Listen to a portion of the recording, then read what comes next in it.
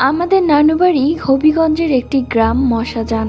একটা বাড়ি আছে, আধা পাকা বাড়ি। গ্রামের সবার মতে ওই বাড়িটায় সমস্যা আছে। দিনের বেলায় গেলে গা ঝমঝম করে। ওই বাড়ির উঠানে গেলে চারিদিকের পরিবেশটা অনেক নীরব হয়ে যায়। বাড়িটার বিবরণ দেই। দুইটা বাড়ি পাশাপাশি, সামনে উঠান। বাড়িটার পেছন দিকে একটা পুকুর এবং পুকুর ঘিরে ঝোপঝাড়। বাড়িতে একজন খুব ধার্মিক মানুষ থাকতেন, ওনার স্ত্রী সহ।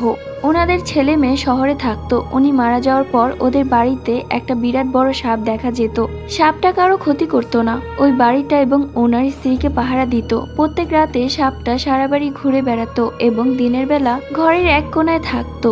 একবার ওনার এক ছেলে আসে শহর থেকে, এসে না বুঝে উনি সাপটা মেরে ফেলেন। উনি সাপটাকে মারতে মারতে ওর মাথা আলাদা করে ফেলেন। তারপর থেকে ওই মহিলা আর ওনার ছেলে পাগল হয়ে যায়।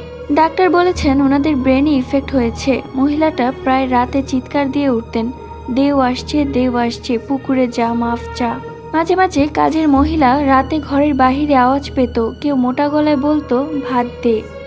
একবার ওই বাড়ির সব সদস্য স্বপ্ন দেখে বাড়ির পেছনের পুকুরটাতে একটা মাথা কাটা লোক পানির নিচে ডুবে যাচ্ছে, আর সবাইকে বলছে যে সাবধান, এইটা আমার ওস্তাদের বাড়ি, আমাকে তাড়াতে চেষ্টা করো না। ওস্তাদ বলে গেছেন এই বাড়ির দেখাশোনা করতে। বাড়িটার পুকুর শ্যাওলায় ভরা থাকতো, কেউ ভয়ে যেত না। একবার ওই বাড়ির কাজের মহিলার ছেলে ওই পুকুরে নামে, পরেও চিৎকার দেয়। ছেলেটা প্রায় ডুবে যাচ্ছিল, তখন ওকে উঠানো হয় টেনে হিঁচড়ে। যারা টেনে তুলেছে ওদের মতে ছেলেটাকে অন্য দিক থেকে কে টানছিল। ছেলেটার পায়ে শিকলের দাগ পাওয়া যায়। পুকুরটা পরিষ্কার করানো হয়। ঠিক পরের দিন দেখা যায় শ্যাওলা যেমন ছিল তেমনই আছে। একবার এক লোক ওই বাড়ির ভেতর দিয়ে আসছিল রাতে।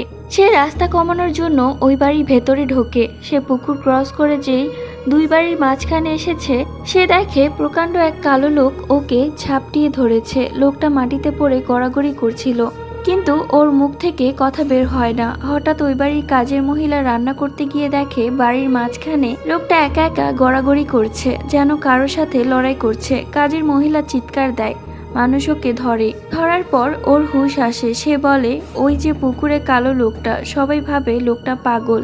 পরে লোকটা ওই রাতেই রক্তবমি করে মারা যায়। গল্প 2। আমি আবির। এখন যে এক্সপিরিয়েন্স শেয়ার করব তা আমার সাথে এবং আমার বাসার প্রতিটি ফ্যামিলি মেম্বারের সাথে ঘটা। আমি তখন ক্লাস 8-এ পড়ি, সাল 2008।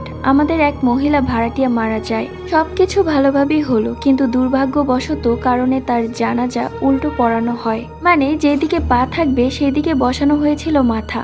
পরে ব্যাপারটা বুঝতে পারলে ভুলভাবেই কবর দেওয়া হয়। কবরটি দেওয়া হয় তার শ্বশুরবাড়ি, খুলনার খালিশপুর নামক জায়গার কোথাও।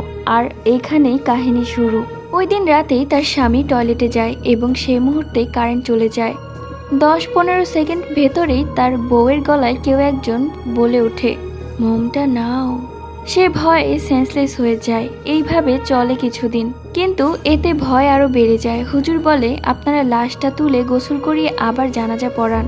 তখন কেবল 8 দিন সে মারা গেছে। দুপুরে লাশ ওঠানোর জন্য গেলে কবরের মাটি ওঠানোর পর আমি এবং সবাই যা দেখলাম তার কোনোদিনও দেখতে চাই না। দেখলাম যে কবরে ওই মহিলাটা হেলান দিয়ে বসে আছে, আর কাফনের কাপড়ের অনেকখানি কাপড় তার মুখের ভেতরে। এরপর 3 হুজুর মিলে কবরে নামলেন এবং দোয়া দুরুদ পড়ে কাপড়টা টেনে বের করতে থাকলেন। এক সময় কাপড়টা বের হয়ে আসলে মহিলার লাশটি শুয়ে পড়ে। তাকে আবার গোসল করানো হয় এবং জানাজা পড়ানো হয়। তারপর কবর দেওয়া হয়। তার কিছুদিন পর তার স্বামী আবার বিয়ে করেন। কিছুদিন পর লোকটি বাসায় রাতে একা ছিলেন। পরদিন সকালে তাকে আর পাওয়া যায়নি। পরে পাওয়া যায় বাসা থেকে 1 কিলোমিটার দূরে। তাকে জিজ্ঞাসা করলে তিনি বলেন যে রাতে তার বউয়ের মতো এক মহিলা তাকে ডেকে নিয়ে যায় এবং তাকে বিয়ে করার কথা বলে। লোকটা আবার বিয়ে করেছে, সেই কারণে থাপ্পড় দেয়। সেই থাপ্পড়ের দাগটা স্পষ্ট দেখছি আমরা। আর 2 দিন পর লোকটি মারা যায়, কিন্তু এখনো তাকে আমাদের বাসার আশেপাশে কাঁদতে দেখা যায়। দীর্ঘ সময় নিয়ে আপনাদের জন্য কষ্ট করে পোস্টে লিখেছি। যদি পড়ে ভালো লাগে তাহলে একটি লাইক দিয়েন আর কমেন্ট করে জানান কেমন লাগলো এই স্টোরিটা। সো আজকের এই 2টি ভৌতিক ঘটনা তোমাদের কাছে কেমন লেগেছে কমেন্ট করে জানিও। আর দেখা হবে নেক্সট ভিডিওতে। আল্লাহ হাফিজ।